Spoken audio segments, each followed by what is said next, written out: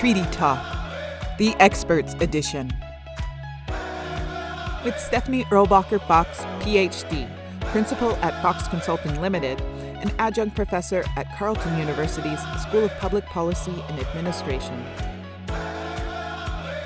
Hi, my name is Stephanie Erlbacher Fox.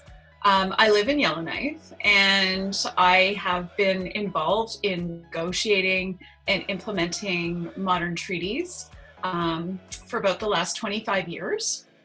What do modern treaties mean to you?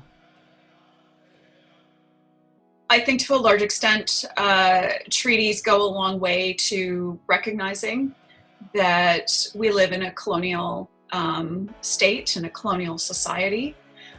They provide a forum to discuss what the relationship should look like. A treaty is not where Indigenous people find self-determination. A self-government agreement is not self-determination. What these agreements do is they provide people with sort of different tools they need to build self-determination. What role do youth have in treaties?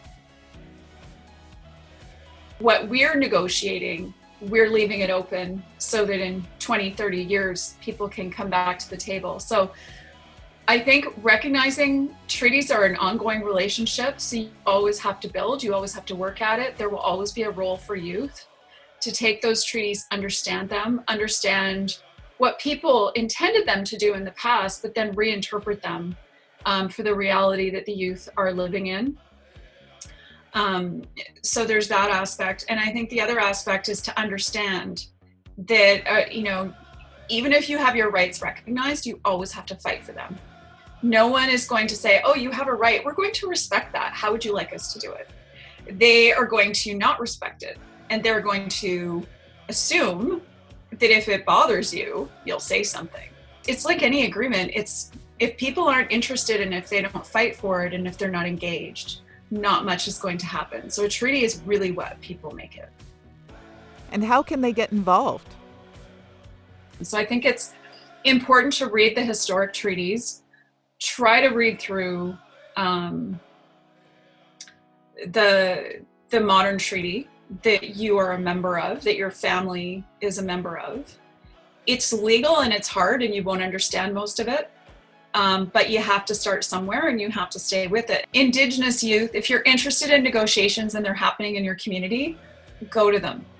And if you can't get permission to get time off school, talk to your principal, talk to the negotiator, they'll help you. I think always having youth engagement. So, getting involved just by observing, read newsletters, go to websites, inform yourself.